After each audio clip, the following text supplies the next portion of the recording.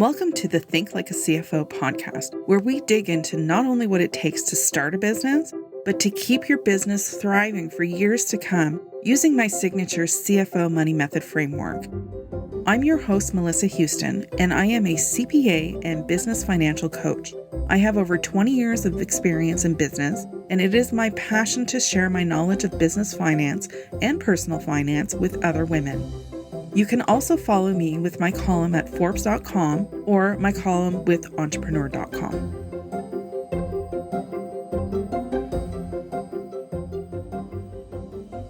Today we are welcoming Elizabeth St. Pierre to the Think Like a CFO podcast. Elizabeth is a business coach who has worked with hundreds of clients in helping them achieve their dream businesses. After graduating from Carleton University, Elizabeth worked in real estate, and she bought her first real estate investment and started her dog walking company in that same year. She grew the dog walking company to 6 figures in only 6 months, and she was broke and started it all with $50. At the same time, Liz started blogging about business, and it evolved into the blog and business that she has today, which is a coaching and course business helping entrepreneurs grow their own successful businesses. Liz is an expert in many business topics, and today we are talking about money mindset and the entrepreneur.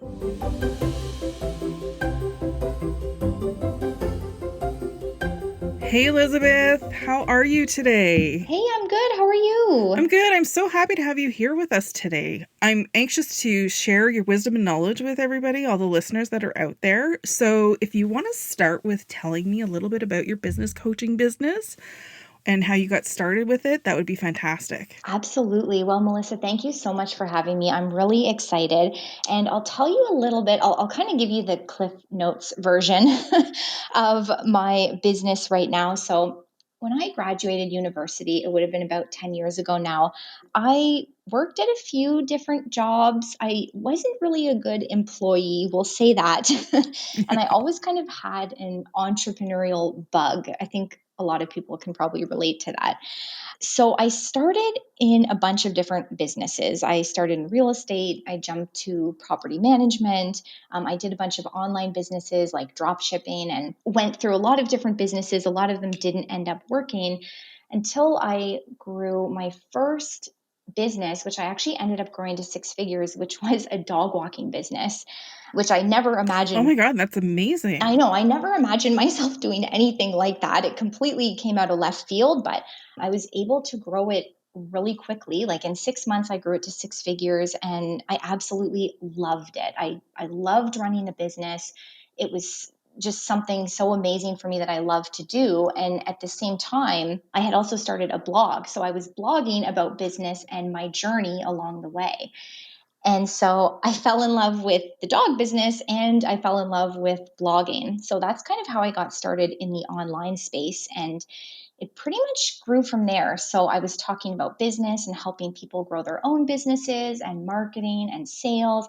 And yeah, that's how my business coaching started. So I'm curious to know, when you started blogging, how were you knowing what was going on the online world if you were doing a dog walking business? It was basically 100% self-taught when I started. And that's kind of how I was like throughout my whole entrepreneurial journey.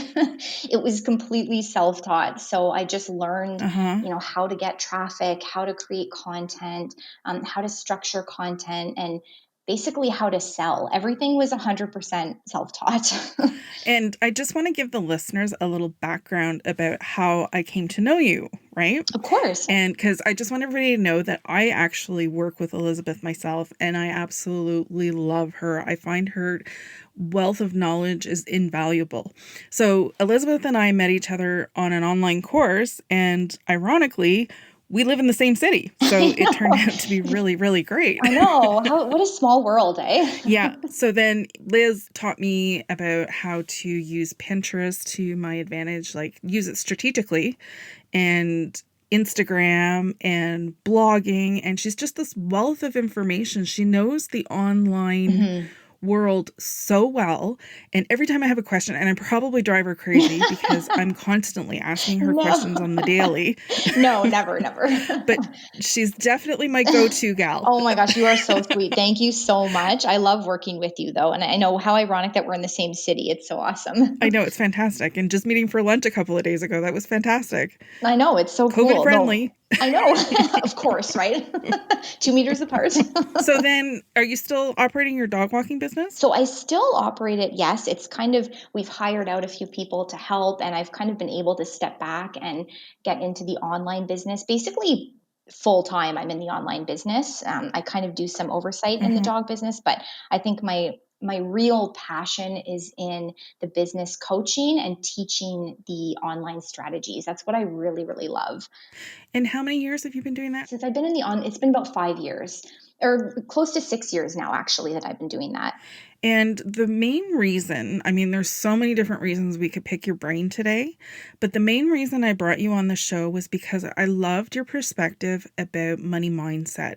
I had taken one of your courses and there was a whole unit on it. And I was just so impressed because I'm somebody who works with money mindset constantly, Mm-hmm. but I loved the way you articulated the whole issue and went through it in such a detailed manner, like you usually do with all your courses. And I wanted to bring you on the show so that we could talk about that. Okay, this is one of my favorite topics because I learned when I started teaching people about business and how to grow businesses, I learned that even though people can have this strategy in front of them and they can know the steps to take, sometimes they'll still hold themselves back. And I experienced the same thing, and I just became so fascinated with why we hold ourselves back and why we don't achieve the goals that we want to achieve and make the money that we want to make. And it sent me down this whole path of exploring money mindset and limiting beliefs and how we're really holding ourselves back. And when I started, stop me if I ramble because I could go on for hours about this. But Well, what I was going to say is maybe we could start with talking and explaining what a limiting belief is for those people who haven't heard of that. oh, absolutely. So a limiting belief is basically just the inner dialogue that you tell yourself that could be conscious or subconscious. You may not even realize it, but it's your inner dialogue that stops you from achieving what you want to achieve. It basically limits you or puts a ceiling on you so you can't really reach your goals. And then how would a money mindset play into that scenario? So a lot of us, when we're born, it really stems back to childhood and growing up and a lot of those early lessons that we were taught. So our money mindset often stems from that and what we saw growing up. It's So so true, eh? it's so true. And I think people don't realize this. You think, because when you become an adult, you think, I can logically think through this and, understand what's holding me back and break through. But it's really not that easy. It's Mm-hmm. deeply ingrained in people, their money mindset and their limiting beliefs. So it can be very difficult to overcome if you don't know where it came from. Or even if you're not even aware that you have it. If you're not aware. And I think a lot of Yeah. people that I work with are not even aware that they have these issues, right? They might, you can do subtle things too that you don't notice holding yourself back. Like maybe you always procrastinate or you don't do things that you know you need to do to make more money in your business or to reach your goals. It's just a subtle way of holding yourself back. Some people might hit a certain income and they just can't seem to get above that, or maybe they're always in debt and they just can't seem to get out of debt even though they're making money, or there's so many different ways that can look that money mindset's really holding you back. So then when you were talking about how they can be created in your childhood, like can you give us an example of that? Oh, absolutely. There's so many things, because you're so impressionable as a child. So if you're growing up and you hear something, like if you're at a store and you want to buy something and your parents say, no, don't be selfish, we couldn't afford that. And they're not intentionally trying to implant these negative beliefs in your head, but as a child, you're not able to process that properly. So you might start to think, wow, if I ask for something, that makes me selfish. Or, your parents might be fighting about money and it creates a lot of anxiety. So you might start to associate money with Mm-hmm. anxiety. And your brain's job is to protect you. So why would you want to have an abundance of something that brings anxiety, right? So it's just your subconscious's way of really keeping you safe and keeping you comfortable and free from all that stress and anxiety. So true. And then we subconsciously carry it into, like, Mhm. even I noticed that a couple of months ago I had a money mindset issue, and I work with money and I work with money mindset all the time, and one of them surfaced for me, and it was Mhm. carrying a belief that my parents believe in, not what I believe in. Mhm. But it'd been so ingrained in my childhood and even to this day that I'm like, wait a minute, is this really my decision or is this something that my parents would approve of? Oh, absolutely. That's the thing. You'll find that when you really break down what's at the root of it and what's causing it, that it's probably something you learned in early childhood that you're just carrying. And I've had those same, experiences with my parents because we didn't grow up with a lot of money. So it really, every step of the way as I make money is a different struggle, right? A different kind of, it's like peeling back an onion. You're uncovering something every step of the way that you didn't even realize was there. Hmm. And everybody seems to have like their unique money story. And I find that money is the most emotionally charged topic. Would you agree? Yes. Yes, yes. It's so emotionally charged. And it's funny because money, and this is what I talk to a lot of clients and students about, is money is completely neutral. It's neither good nor bad, but It's a tool. it's a tool. Exactly. It's a tool that Yeah. allows you, and that's the thing, it allows you to do either good or bad. But for some reason, people put this belief onto it, and it's so emotionally charged, and they view money as, like I said, bad. And if you grew up with anxiety around money, then money brings anxiety, money is bad. Or my dad, like, as an Hmm. example from my own life, my dad was an entrepreneur as well, which is probably where I get it from. And he always wanted to be rich, and he was never successful. And he always said, well, rich people are greedy, and now I know that in order to be rich you have to step on other people. And that was his belief and what I learned growing up. So every time I would make a little bit of money, I started to think, well, oh my gosh, am I selfish? Am I a bad person? I must be greedy. And it really, Hmm. really is deeply ingrained in you. It's very difficult to kind of break away from those beliefs and analyze them logically because it is so emotionally charged. Absolutely. And you definitely have the self awareness about you to know that that's what you were seeing, was that it was just a money mindset. It wasn't necessarily what you believe to be true. Absolutely. Absolutely. Because even if it is something that you've adopted and you believe is true, you can still undo that pattern if you're willing to, put in the work and really dig deep and explore and figure out what's going on.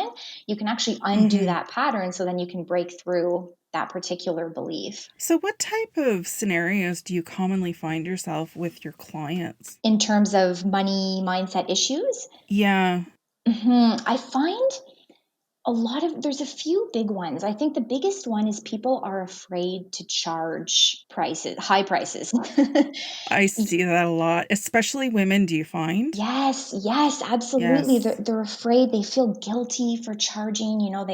They want to give things away for Yeah. free, and they're uncomfortable sending invoices. And that was me too. I didn't even like sending invoices, even though the client knows how much it's going to be. You Yeah. know how much it's going to be, but we're still afraid to send that invoice. There's still some guilt there. And I also find with some clients that it's, well, if I charge too much, they're not going to pay. Yes. Like they won't want my Yeah, services. they won't want my services, or they'll think Yeah. it's not worth that amount of money. There's no way I can charge that much. I'm not worth that amount of money. Instead of, Hmm. taking the emotion out of it and realizing you're not charging what you're worth, you're charging what the product is worth. It has nothing to do with you.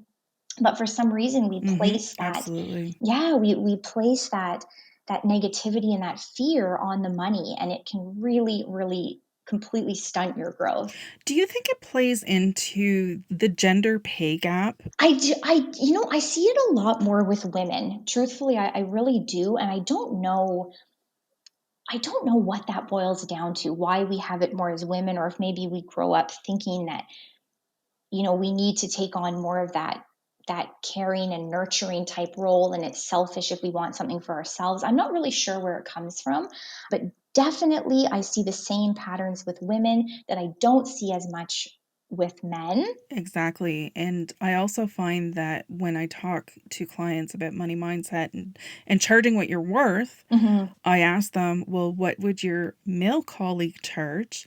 And what they charge will be usually set lower than their male colleagues. Hmm. And I'm like, no, that's not acceptable because you have the equivalent knowledge, if not more. Hmm. Oh, Like there's a real fear to charge what you're worth. exactly. Oh, absolutely. I think people are, and women especially, we are very afraid to do that. And it's interesting. Yeah, I don't know where that comes from, but it's definitely when I work with men, I find the difference is that they have the mindset that they must be high achievers and they must over provide, whereas the women have a different mindset where they're afraid and they feel they need to give much more Yeah. value. And it's just I don't want to stereotype, maybe it's not for everybody, but it's definitely a pattern that I see.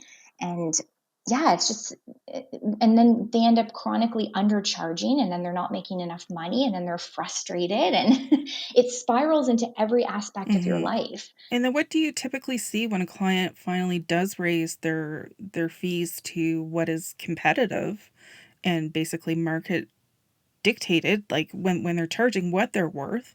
Do you see that their sales decline or their sales improve? They definitely improve. And it has to be, that's part of the issue too. So if you go ahead and raise your prices and start charging more money and charging more for your products and services, but you don't truly believe that you're worth that, or you haven't really uncovered the belief that's holding you back, you'll do other things to self sabotage. So, Ooh, like what? oh my gosh, so I've been through it all. I mean, I've actually seen people that will raise their prices. They think they're on board, they're ready to go, and they'll actually miss calls with potential clients. Like they'll actually forget to put it in their calendar, things that they've never done before.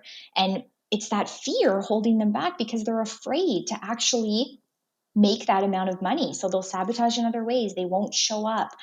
They'll take time off their business, little things that you might not notice. So if you haven't uncovered the deep rooted issue behind not making more money, then even those small changes won't make a difference in your business, if that makes sense. Oh, it makes total sense. I remember working with a nutritionist once, and she kept forgetting a point. Well, I shouldn't say kept because by the third time I was like, okay, we're done. I'm not working with you anymore. But Ooh. but she would not keep her appointments and her commitments, so she was completely unreliable.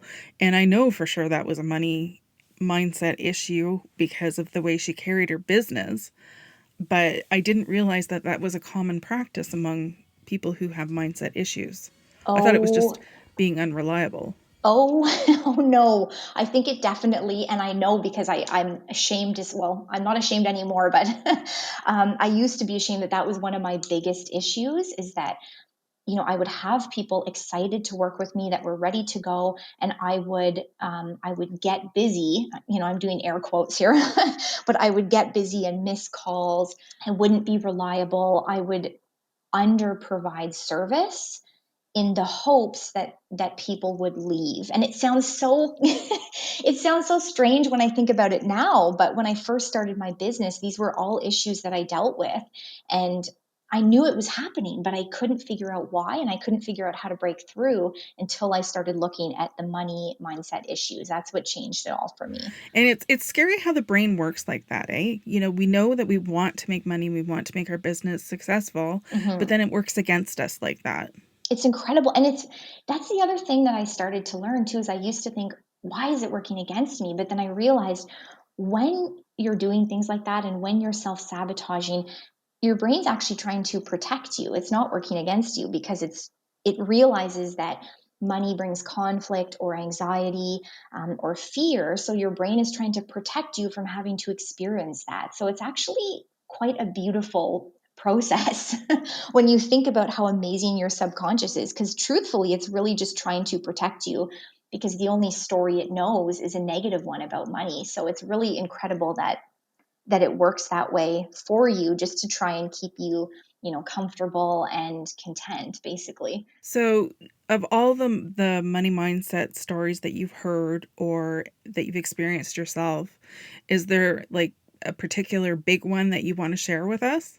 One that was really impactful for me actually is when I was working with a woman who was charging, actually, she was a health coach, and she had reached 50,000 in her business, and she could not get past 50,000. And she thought, should I raise my prices?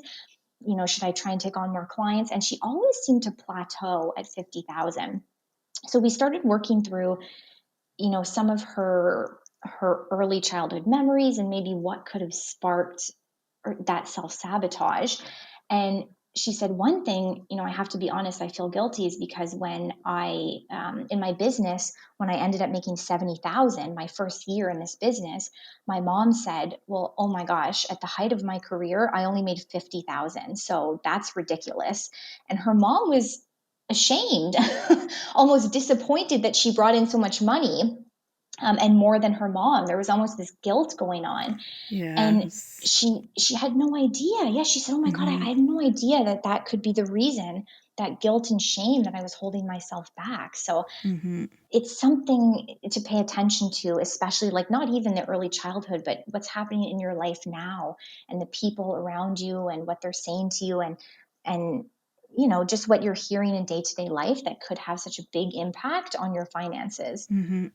I see a lot of people who are extremely guilty if they make more than what their parents made. Yes, that Like they feel very guilty. That is a big one. Yes, absolutely. And it comes from, of course, not wanting to, there's this guilt from outshining your parents, but also wanting to stay with the community, right? Because as early humans, you didn't want to stand out in any way at all, right? You needed the tribe, you Mm-hmm. needed the community.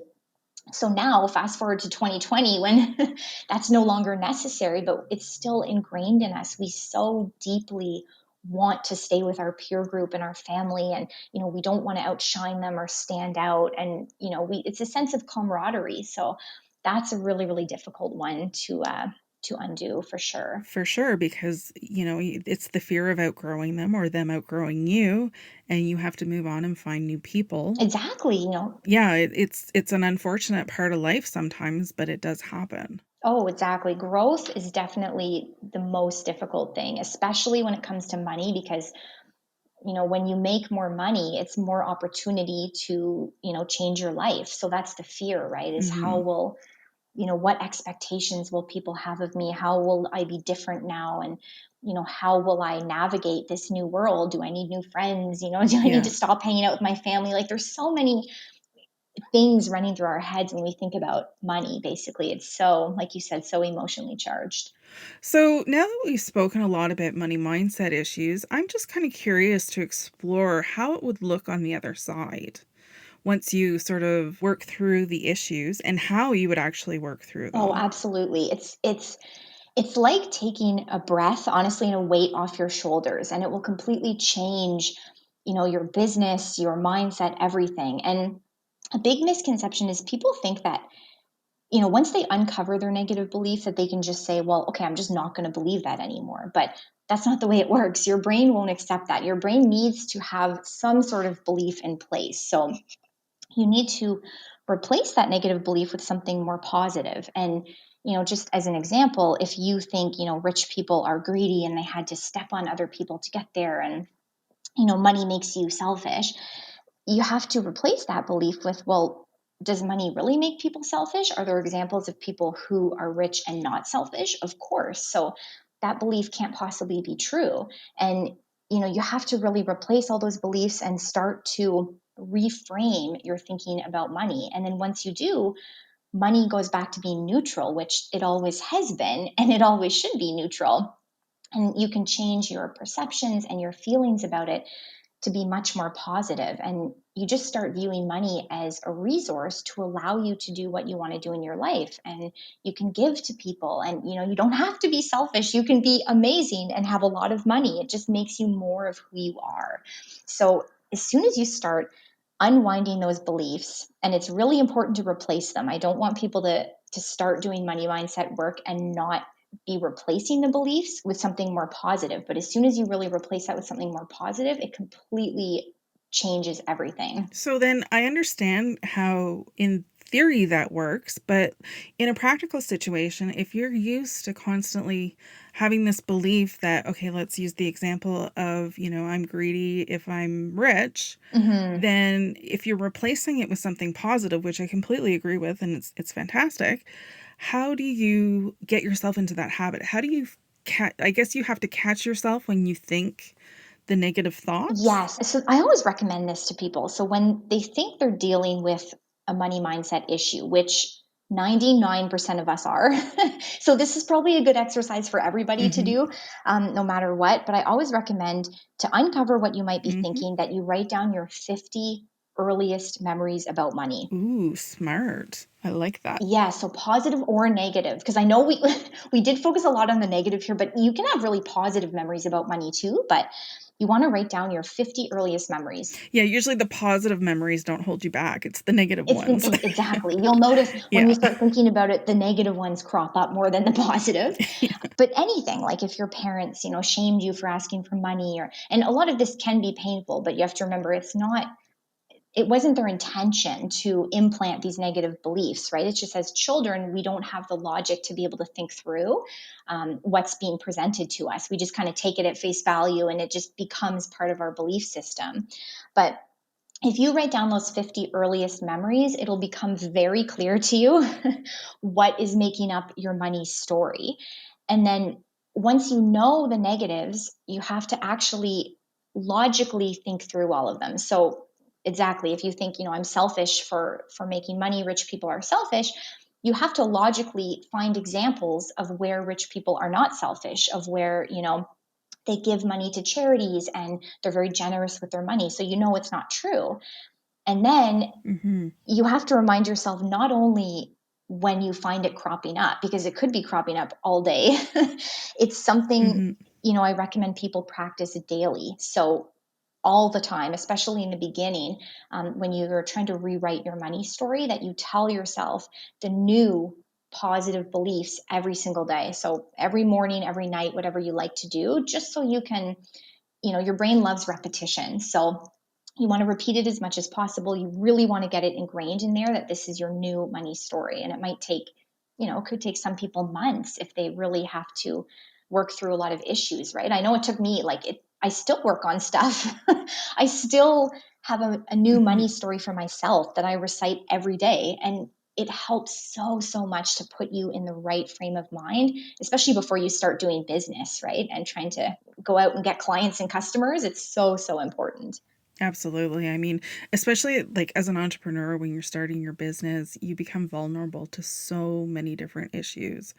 I mean, as we were talking about earlier with the limiting beliefs, I mean, it just doesn't end at money. There are a Hmm. lot of it revolves around money, and money could be the end result, but you're constantly making yourself vulnerable and putting yourself out there. Oh, absolutely. And it's so true. And I find money, you may not have limiting beliefs about money. You're totally right. And you'll find that money will be the symptom. If there's something else, if you're not feeling worthy, money will be the symptom to let you know, hey, there's something else going on here because, I have the Mhm. strategy or I can go out and learn this strategy, but for some reason I'm not making more money. I'm not profitable. I have a lot of debt going on. What's happening here? And you'll uncover there are so many, Yeah, yeah, oh, so many possibilities in entrepreneurship. You're so right. yeah, it just exposes you really have to have a feeling of self-awareness to deal with it because it really exposes so many vulnerabilities.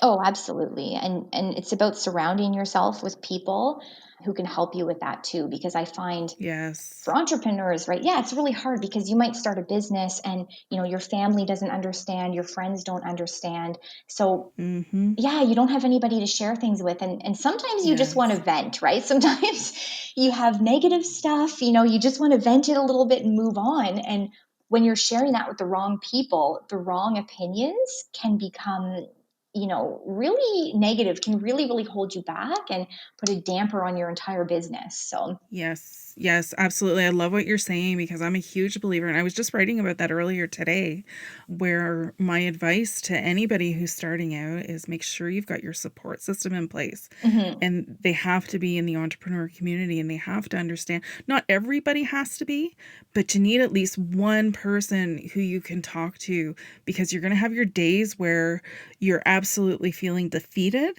and Yes. you need somebody to talk you off the ledge. And then those days where you have your wins, you want people to understand and appreciate even the smallest wins are huge.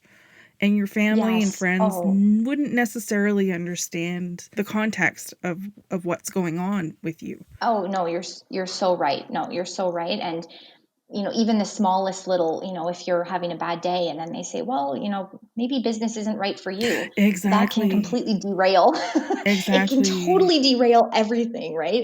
And then you feel like not only are you struggling with, things within your business, but then you're struggling with, oh my God, is this even right for me? Yeah. Should I even be doing this? And you're so right. The support system, even for introverts, any Oh, yeah. introverts listening, because I am there with you. And so am But I. yes, oh my gosh, but the support system is so, so important. So at least you can bounce ideas, and you're right, share your wins too. So or so you're sharing it with someone who knows how incredible it is and gets excited for you. Like that can really make or break entrepreneurs, especially in their first few years of business when you're so vulnerable. It's really, really important. Exactly. And then you have to reciprocate and celebrate their wins too. But you usually have such a Oh, great absolutely. friendship that it just comes naturally. I Oh, mean, yes. And it helps so much to see other people winning yes, because it yeah, gives it's you one thing hope. on social, it gives you hope. Exactly. And it's one thing on social media because everybody is, you don't know what's real or fake on there Yeah, because that's a really, really good point. oh my God, anybody can say anything. So you end up scrolling through Instagram and you feel devastated after because you think, oh my gosh, I'm horrible and my business sucks. Yeah. But when you have someone who's truly close to you and you can share those small wins and you know there's honesty there and you're really raw and transparent with someone and you can share those wins, it's a completely different feeling than comparing yourself to someone on Instagram. It's so Absolutely. much more So beneficial. much more beneficial. So, of all the Yeah. years of working with clients and working with your own beliefs, do you have one big Mhm. takeaway kind of lesson or story that you'd like to share with listeners? I think just for people to know. Well, one, I have a few. Sorry, I love this Mm-hmm. topic. So That's okay. I think just for people to know that even if you think you're not struggling with mindset issues, to explore that, right? Because you may uncover things that you didn't even realize. They may not even be incredibly negative, but it might be something small, that's holding you back. And I really recommend that everybody go down that road and you'll find, and what I found from working with clients and in my own businesses, that the growth happens when you take the emotion away from the money. You stop giving the power to the money and you focus on the service of your business. That's what's really Oh, made I the love biggest. that. Oh, absolutely. It makes the biggest shift for you because instead of worrying about profit and money and all of that, it's focused on how can I grow the best business and provide the best service. And the money is just a symptom of that, right? The money just follows amazing service. And when you start to look at it that way, it's a lot easier to feel deserving of the money. And it's just a natural transaction, right? It's just an energy transaction where you're giving a great service and getting something in return. And to take away all that emotion will really, really help you kind of take a breath and reframe some of that negative thinking. Oh, that's beautifully put. Thank I you. love that. So, for listeners who are out there and wondering how they can get a hold of you, can you give us your information? Absolutely. Yeah. You can find me at my website. I guess that's the best place. It's just lizstpierre.com. We have a Facebook group too, but you can find everything on the website. I have my blog there that I've been running for a few years. So any business tips or anything money mindset, I kind of go off on tangents there, but that's all available on my website. Perfect. Well, I'm sure a lot of listeners will be contacting you after this episode. So, Thank you so much for coming on the show. I really enjoyed our talk. I hope people find value from this. And thank you so much for allowing me to come on. Thanks for listening to the Think Like a CFO podcast with Melissa Houston, CPA. If you've enjoyed this episode, leave us a review. Your ratings and reviews help more people like you find our podcast. Don't forget to hit subscribe and share this episode with someone you think would love it. Until next time, I'm Melissa Houston, and remember, nobody will ever care about your business as much as you do. So never give your financial power away.